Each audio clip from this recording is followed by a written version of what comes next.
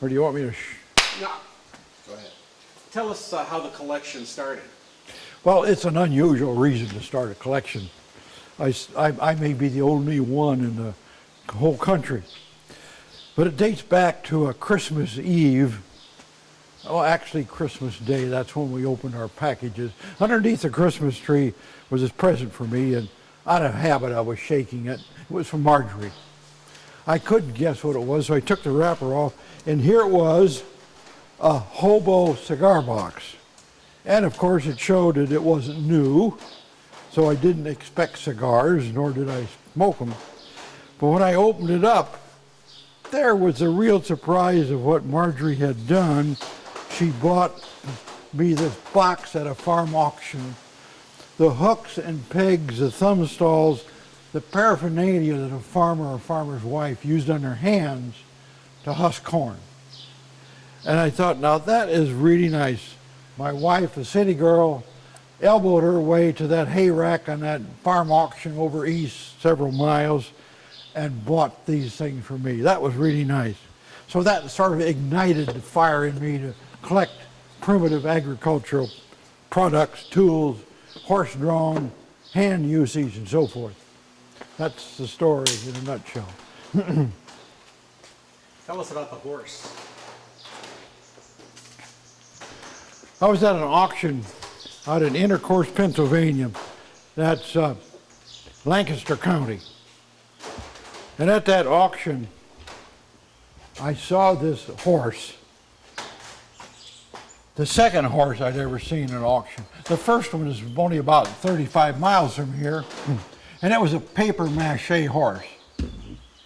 A very substantial, beautiful horse. And it sold for a lot of money. And I saw this and I said, gee, this is much, much better. Hand carved. A horse hand carved. So, boom, I bought it. I had a trailer with me behind the truck, and as a matter of fact, a van at that time. And we put him in sideways to bring him home. Well, a curator came over and just so excited. She was a curator at a museum in Long Island, New York. And she said, do you know what you have? And I said, well, I got a horse. She said, no, I know. Really? Do you know the history of this horse? I said, no. Well, that horse was hand carved from fabricated pine for Kaufman Brothers Harness Company in New York City. They needed a model, not only to make harnesses, but they needed a horse to put a saddle on so people that bought the riding togs could mount the horse, look at a big mirror, and see everything was right. You have an artifact that's very, very scarce and maybe even rare. So I felt just pretty proud of that accidental purchase I just made. Now, he was missing his ears, missing his muzzle, but fortunately, through photographs taken of the royal family horses in Vienna, Austria, and local artists that hand carved and painted, we could put Woody back into his original condition. And she let me know, don't touch the horse by painting it. Don't wash it. Just rub it with an old sack like this, that good old sack we used to buy potatoes in and feed, and rub him down good. And when you paint those new parts, don't try to make it look original, because as a true artifact, you don't do that, like I tell you. And I'm very pleased to have met this lady that helped me out. The buggies and the sleighs came from farms here in Illinois. The buggy was a fold-down top surrey. It was in a farm in Will County, not far from Joliet, south of Joliet. The wood was solid. There was no paint on it. The upholstery was gone. And I took this to Indiana, and this talented young man brought that whole buggy back to life in its original condition, and probably even maybe better. I found the lights in a shop out in Pennsylvania. The sleigh, I brought it north. I found it on a farm north of Belvedere, almost in Wisconsin, and it was manufactured in Wisconsin. Again, it was loaded up with seed corn sacks and barbed wire. It was broken off in certain areas, but it was all put back again by a very talented man over at Indiana, different person. And he did the whole thing. Upholstery, all the decorations. The wood was perfect when I bought it, but it had no paint on it. Did you tell me that they were refurbished in an Amish community? Or? They were refurbished in an Amish community. And there I have on the sign, it gives you the names of the men that did them. And yes, both were Amish, and both were very talented. The one that did the sleigh, there's 2.5 year waiting period before you could have this work done. And his only method of advertising is the work that he did. He didn't go public from one collector to another. There's the man to go to. Show us this letter that you have over here that you have on display. I feel like I'm getting hoarse. Am I still coming through all right? You're fine.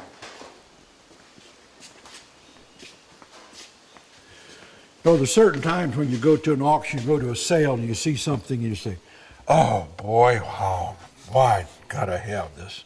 This letter, a replica of a letter from the White House, Washington, D.C., dated November 21st, 1864. And it was to a Mrs. Brixby, Boston, Massachusetts. Dear Madam, and from his heartfelt mourning for her 5 sons who died in a battle in the Civil War, Abraham Lincoln sent his very deepest sympathy to this mother as they died in battle trying to help save the nation. And he sent such a heartfelt message to this poor lady. And I felt this was a place to put it under an old picture, an old painting of our president whose destiny was agony, hard work, but his goal was to save this union. This trunk behind Here we have some artifacts of the Native Americans who had the skill to make tools needed for food production, needed to get game for survival, be it a bird or a buffalo. Through these various artifacts tells the story of our natives who not only survived but grew and grew in numbers and in skills, and they were great helpers, some of them anyway, to our first settlers here in this country. They showed them how to raise corn, they showed them how to preserve food for the winter usage, and many of our first settlers survived because of the Native Americans. Frankly, I've been a poor collector. I've never found but one arrowhead, and that's it right there. The rest, I'd go to an auction years ago, to a farm auction, and there'd be a box or a container with certain artifacts in. So these have been collected for many years.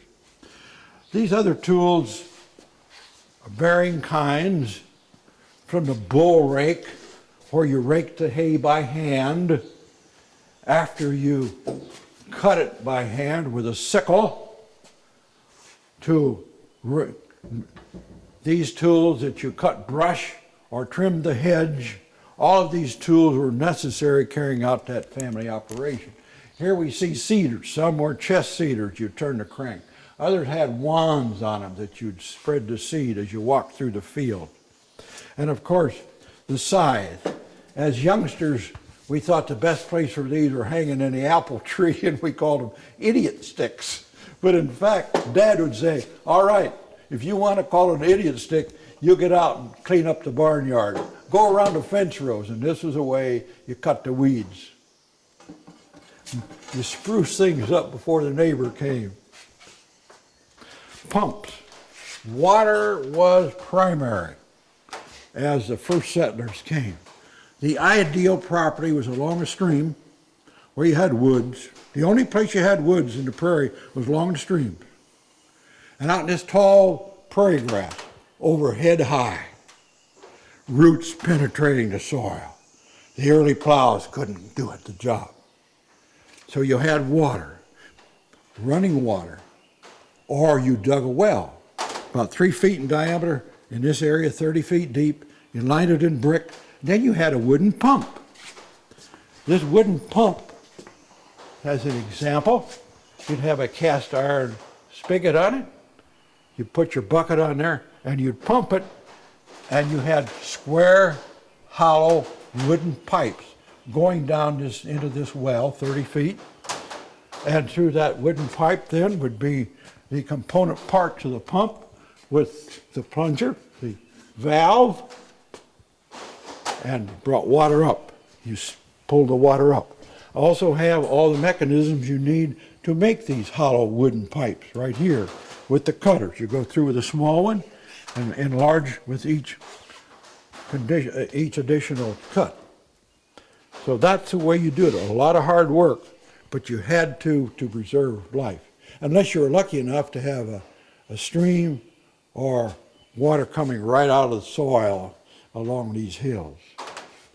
And these pumps were manufactured, and these were the cups that went inside of those manufactured. So you turn the handle on these cups, and then each would bring in maybe a half a pint of water and dump it in the spigot.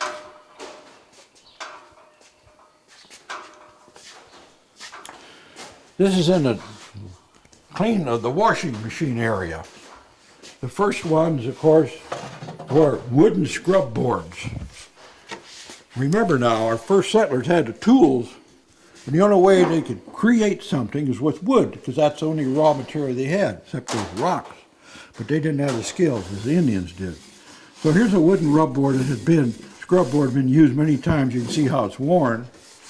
And this would be purchased in a store. But we had some neighbors over here about 2 miles to the north called the Hubbard family, and the Hubbard family had a sawmill. And they had the entrepreneurship of saying, beyond these rough boards that we're making, beyond these sawing these logs, let's make something when we can't be sawing lumber. And he came up with this idea of a scrub board. Innovative, just some. Each of these rollers turns. One has left-hand threads, one had right-hand threads. And I can just see them at the Bureau County Fair. Look at here, ladies and gentlemen. Ladies, you come right up here. You gentlemen go. Why, you don't need to look, because you're not going to use them anyway. Come on, mother. Come on, ladies. Come on. And you children, you come too. You need to see what this really is. This is called a Mother Hubbard washboard. And it's different than any you've ever seen before. It's innovative. You can take your finest clothing and safely clean it with all that dirt. Just gently rub it right out. And it's not going to skin your knuckles. You can just rub it, and you use the left side, right side, the middle, and clean those clothes so nicely. And we make it in 3 sizes, the big, medium, and small size. Priced at 30 cents, 20 cents, and 15 cents. Ladies, who wants to be first? And get one of each size. No matter what you're cleaning, you got the right Mother Hubbard washboard. There, how about that? Have you been to the fair lately? They're still selling things, but they're not washboards. They're tinker toys made in China. All right. These are the kinds of washing machines made different places. This one, though, is a churn made in New York. And here's the way you take the buttermilk out of a churn. You put the butter in there that's been churned and run that roller back and forth, and the water and the buttermilk just comes right down the bottom. How many of you like buttermilk? I bet you half of you like buttermilk. Oh, you know, we didn't all have pasteurized milk in the olden days. Margie, as young as we are, Margie pasteurized our cow's milk for our children as they're growing up, starting back in 1947. Here's the instructions. You take that in there and run water through it as you're heating the milk and pasteurizing it for your own family. Here's another old churn. Now this is one of the earliest churns that I have, and this was studied and researched by a young lady studying this profession, being a curator out in the east, in Delaware. That's a really old one. And a separator. I remember as a boy, you'd bring the milk in from the cows in the basement, You'd separate the cream from the milk, you'd sell the cream, and you'd feed the skim milk to the chickens and the pigs. I had the biggest 4-H pigs in the whole club because I had all this skim milk. Today we pay a premium for it and drink it ourselves. So our habits change. I hope for the best. Nutrition has played quite a role. And you notice these old shiny artifacts. That scale beam. My grandfather bought that scale so that he could weigh the corn that the men were picking, harvesting in the fall. For you'd pay these men 1.5 cents, 2 cents, maybe 3 cents a bushel for harvesting corn. He paid more for that scale, I paid more to get that shined up than he paid for the whole scale to begin with. And that included the brick to put it in. Because I do have the original sale bill. These are split-tailed, split oak, apple basket, fruit basket. There's an old churn. This is what the milk tester used when he checked the butterfat content in our herd that Dad had. We milked about 30 cows by hand. And you'd have this little vial. You'd put this, measure the milk, and the centrifugal force would then give you an accurate reading on the butterfat content. These are cheese boxes. This is a sausage grinder. You'd cut the pork and put it in here and tighten it. And there are a series of knives on each side, and that would pull that pork right through and drop the sausage out on the other side. Now we're getting into something different called ice. First of all, this is an ice sled. You'd pull that out on a creek or the river or a pond, cut the ice, put it in there, and carry it to the house. But commercially, it's far different. Here we can say from this overlay, the process of cutting the ice right here, marking it out with this marker that we have one down below, pull that with a horse, and then you'd go both ways so it was in squares.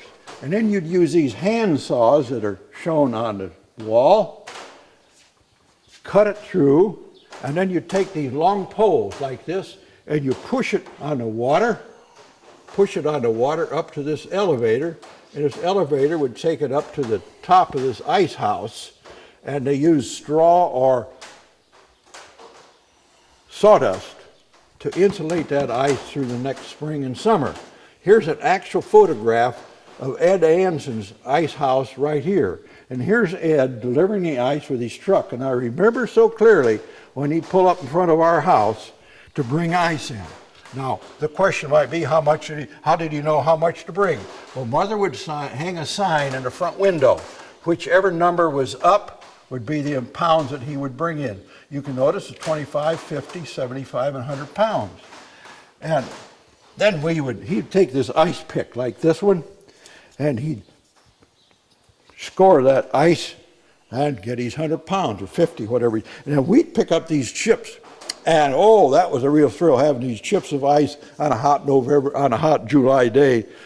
Now today, that probably wouldn't be so much a good idea because this ice came from a pond.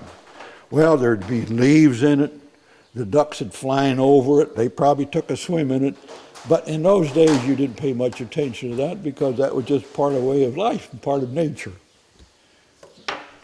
Now, as a collector, this was really a find. I had never seen one before. It was painted white. The glass was broken. There were oil cans in it and wrenches. It was in a farmer's shop. But inside what I saw, I could envision something that I thought would be unique and beautiful for an ice display. On the back side, well, first of all, you know, how often do you see something with glass around an ice box? Only time I've ever seen it. And on the back of it was a real message. It says right here, fresh ice-cooled Loney's chocolates. Holy mackerel. This was made to put into a shop on Main Street to merchandise chocolates. So it was ice cooled. Look at the ice in there. Now, have to be real honest with you, it's not real ice, but that resembles the ice cake that would be in there. So this helps to show how things were done years ago, and you could just open up and see. Now, we have some things here that are artifacts. This looks like a real ice cream sundae. Well, it's man-made out of plastic, but it sure looks good enough to eat. Matter of fact, one of my friends still got his spoon mark in it. And here's the Lonely chocolate bar right there at the bottom. And there's some handmade fudge, but it's been there for a couple of weeks. Other tools on the farm. Here we can go to hog oilers. Look at those beautiful pieces of equipment. Only one of these that I'm acquainted with is painted its original color. And that's this one right here. The others, I wasn't sure what the colors were. Some of them are red, white, and blue. One of them shows an ear of corn. And of course, that was never that way when it was made. But I thought I would add just a little special emphasis on the fact that this was a hog oiler. Plus the fact I'd seen one other collector that had one like this, so I'll have to say I copied his idea. What's a hog oiler? A hog would get lice or mange, both of which lived from the animal, took the blood from the animal. It's a parasite. And so farmers needed something to control the parasites, and they manufactured maybe 140 different profiles of hog oilers. These are just a few of the many. Put the crankcase used hog oil out of an internal combustion engine, put it in these units, and as the hog rubbed on it, it turned and brought up more oil. Today, of course, we use different kinds of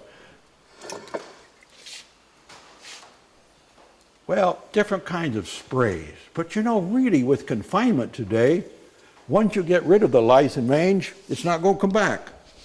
So you don't have to do that anymore through the modern methods of pork production. But the old days, raising them out in the field, one hog passes on to the next one. Some little World War I collection here. The old helmet. And here was my hero when I was in high school, Alvin York, Sergeant Alvin York, who single-handedly, during World War I, with his pistol and his rifle, captured something like 132 enemy, all by himself. He killed 25. This was on a particular October day, the 8th of October, 1918. Alvin York grew up in Tennessee.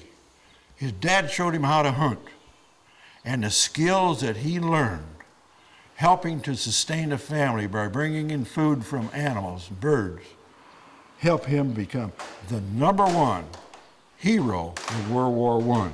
He didn't want to go. He didn't want to shoot anybody. And he spent a full day, a full night, and another full day in the mountains of Tennessee with his Bible. And he came back down, he said, "Mother, I'm okay now. I'm ready to go. The Lord said to go and do my duty, and I'll return." He did all this and didn't receive even one wound. A firm believer. Look at here. Look at here. We've read in our history books how we used to use hand instruments to harvest grain. Very hard work, time-consuming, little production. And we've read in the books about McCormick. Cyrus McCormick invented the reaper in 1843, out in Steeleville, Virginia. That company, by his name, produced a reaper for 100 years. So from that time until 1943, they built the reaper. This is about 108 years old, and it works. We've used it. It's a miracle. Instead of a scythe, instead of a hand instrument, you're using horsepower. The Industrial Revolution brought great productivity to American farmers, the most efficient farmers in the whole world. One man and a team of horses could harvest 5 acres, maybe 10 acres. 2 other people would have to tie the bundles with straw, put them in shocks. Then you'd come by later, pick up the shocks and run through a thrashing machine. Here is called a groundhog thrashing machine. That was made in 1850. Man's first attempt to mechanize the separation of the grain from the straw, and was pulled by a horse treadle. This horse treadle would cause that machine to rotate right here. And that separation was from this cylinder with teeth on it. And here were fixed teeth. And that cylinders would go through and separate the grain and throw it out on this table that was vibrating back and forth to separate the grain and chaff from the straw. And the straw would go on. Miracle. The first time we used this was 1988. In 1998. In 1999, Margie and I went to Tibet. Tibet, way through the other side of China, Tibet. They can produce one kind of grain, barley.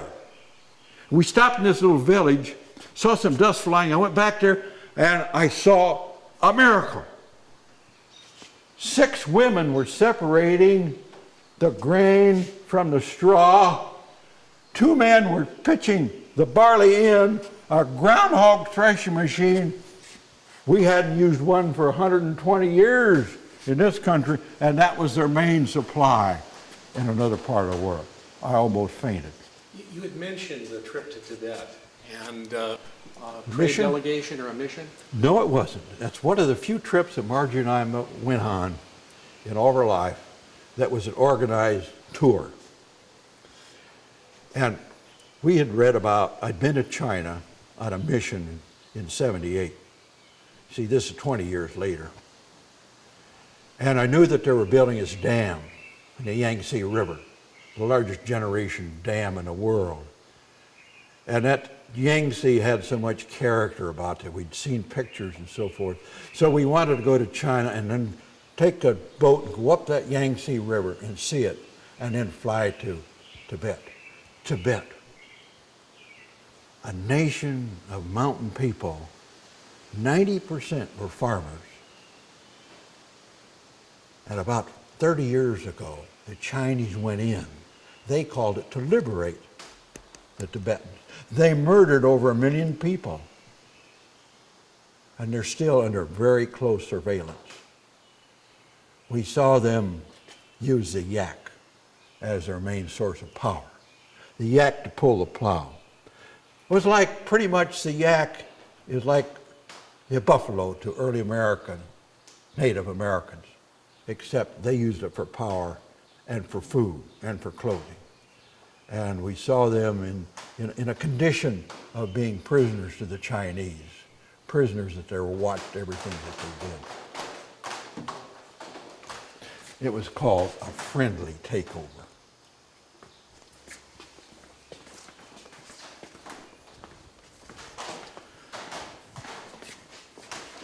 This is an exhibit of a maple burl. You see in this tree, this outgrowth, it looks sort of hideous, is caused by an insect penetrating the bark of this young maple tree, but the product is phenomenal. For instance, this maul, that's made from burl. You see, it's been used and it won't split because that tree, to counter the insect damage, had woven these fibers back and forth so it won't split. It's just intertwined. And I call this Abraham Lincoln's rail splitter. And this is Martha's. It's only about half as heavy.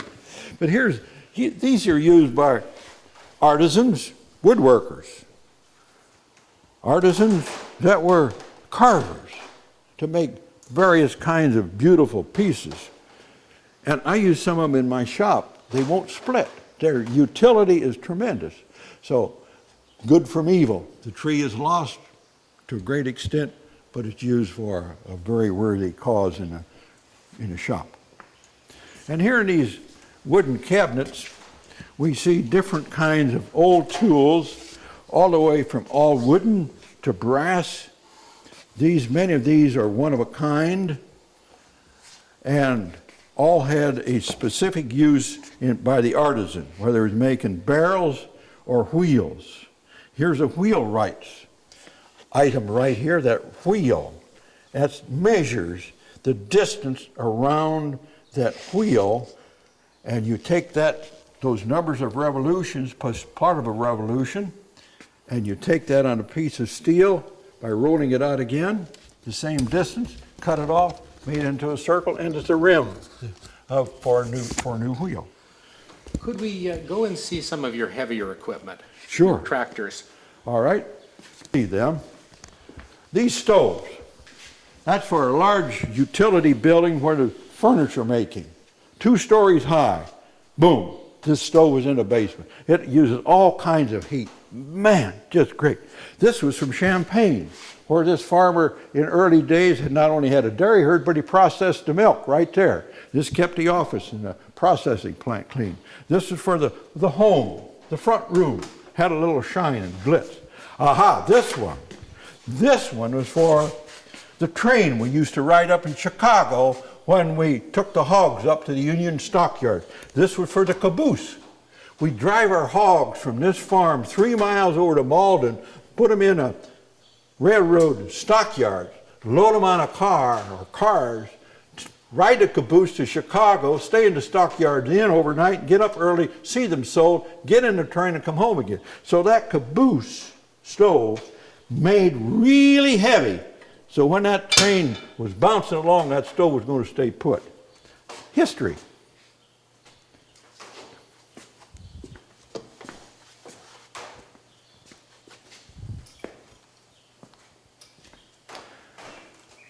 We're going to go to the other. Want to go in the other room? Let's go.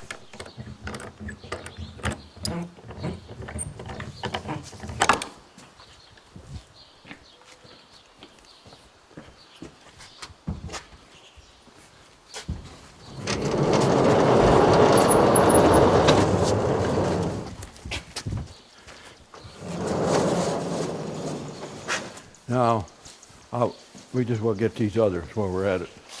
See, I got some other stuff in here when we're not showing that you can't really see the beauty of that piece there. We can change that if you want to, but there's no horsehair either as far as that's concerned. See, there's a piece there, it's 106 years old, magnificent, all original condition. And that works like a sewing machine.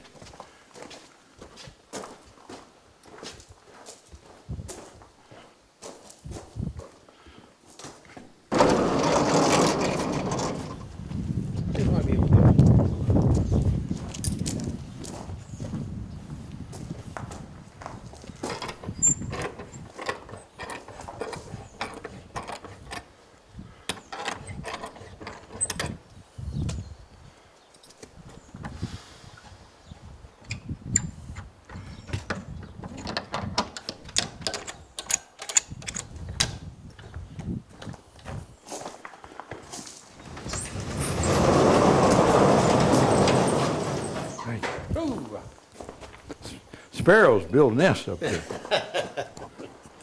Oh, you got some in your coat. Oh, that's okay. It'll brush off.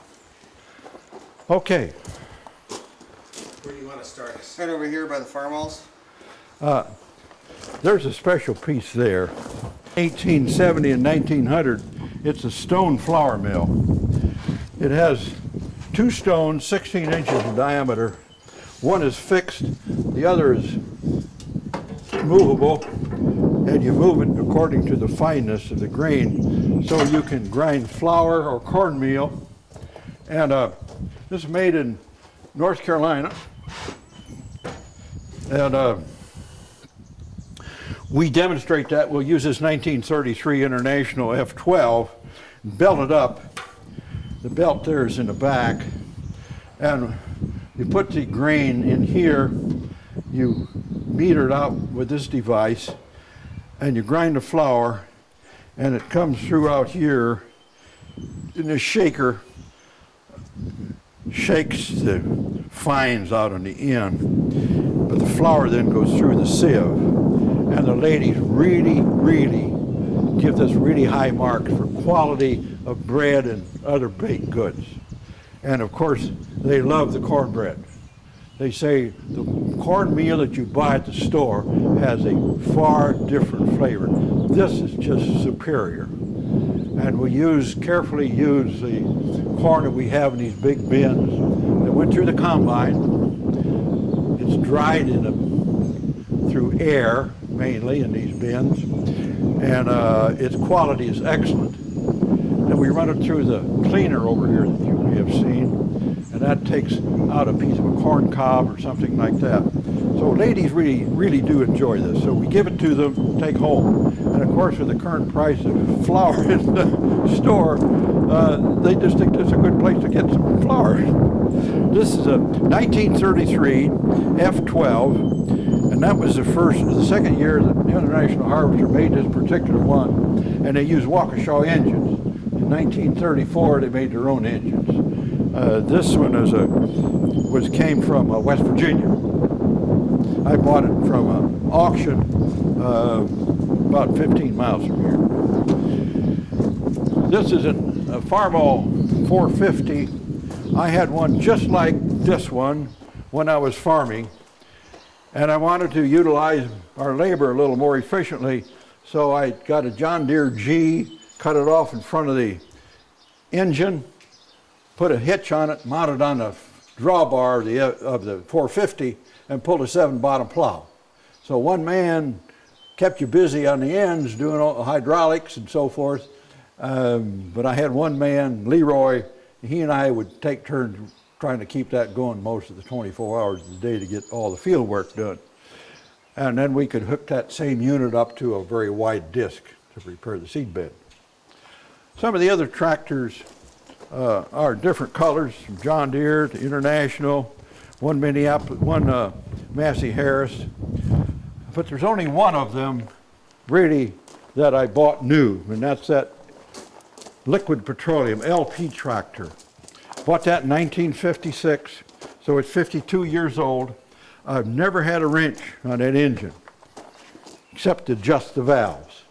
With petroleum product, it's clean burning. So you can pull the dipstick out today, and that oil is just as clean as when it was put in there. And it's been in there for quite a little while. As an active tractor, the only time you would change oil was spring and fall for the viscosity. So when it came out with liquid petroleum, it was really great for cars and tractors.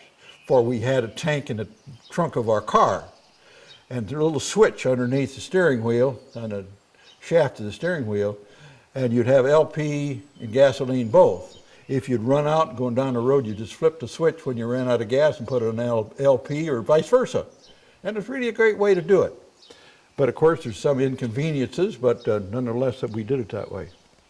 The John Deeres, of course, are real collector's items today, and I'd say probably Max Armstrong has done more to increase the value of these red tractors, because Max has quite a following. He's a little bit like Arnie Palmer. Arnie's Palmer, now Max has a following too, and the collectors, the farm collectors, like those red tractors. Not quite as good as the two-cylinders ones, but it's coming up pretty fast. They're called the International M. We're pleased to have this, quote, attachment. This was the RJ Manufacturing Company. They made automation for digging post holes. It really isn't all automatic, but it certainly is a lot better than digging them by hand. And they were made right here in Princeton, Illinois. Roger Piper got this machine, mounted it, painted it up, and I talked to Roger's son, Jerry. I said, Jerry, I wish your dad were here. I'm going to have this down to Beef Days in Princeton. I wish he could see it. Harold, he is here. He's back from Florida, and I'll bring him down. We had 2 hours of the greatest visit. Here was a farmer that turned an inventor. He had 8 different inventions that he gathered in Washington for agricultural products that he manufactured right here in our town of Princeton. This was the charming one here. This was the #1 leader. And I remember at the county fair, on a hot day, he'd be standing right up here. He said, come on, fellas, come on right over here. I want to show you something that's going to save you so much energy, you're just going to love me. Now come here. It's so easy to dig a hole. And he'd be sweating away in the hot sun, digging a hole. But he was right. This was a great invention. It led to even better diggers later from using them on hydraulics. Well, you see them doing the same thing now from the utility companies. They have these huge augers. They dig holes maybe 8 feet, 10 feet deep to put utility poles. Right here from Roger Piper.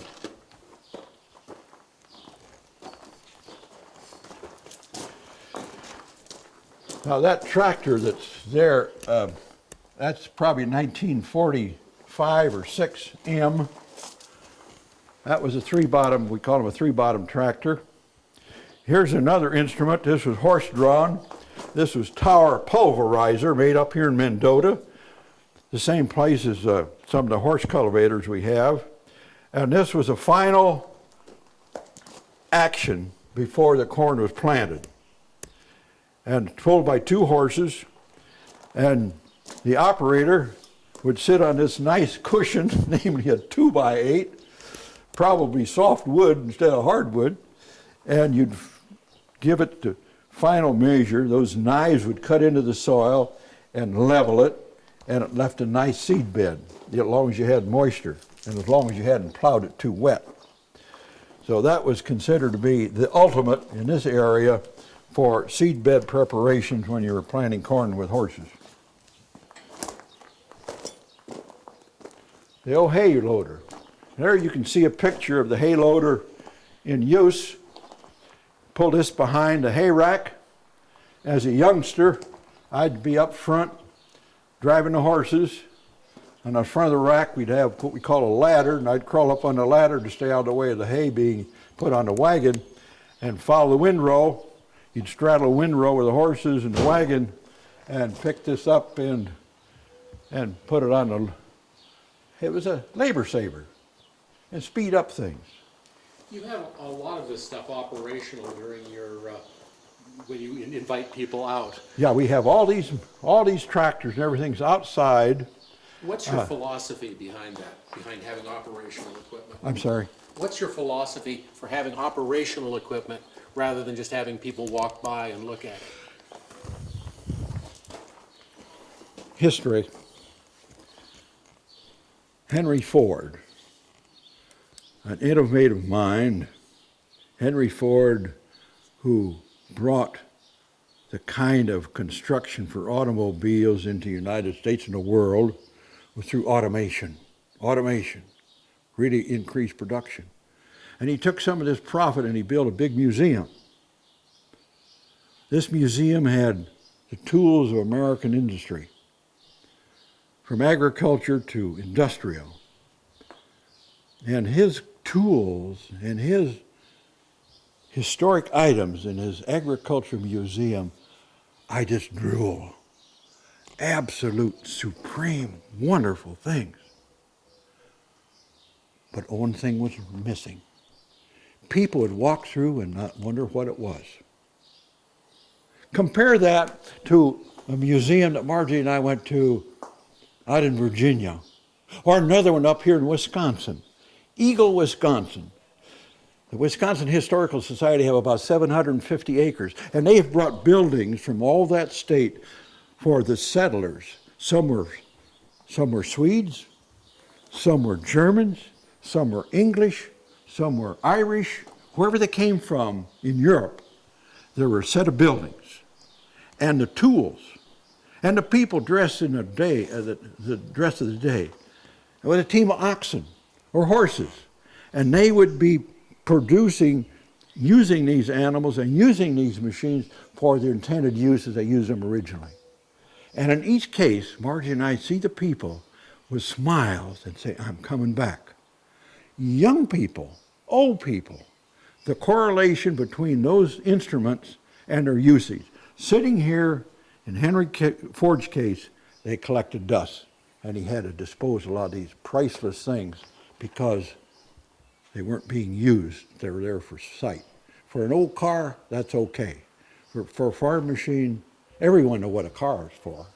But for an old farm machine, could not correlate, have to use it. What kind of reaction do you get from people who come to your farm days here?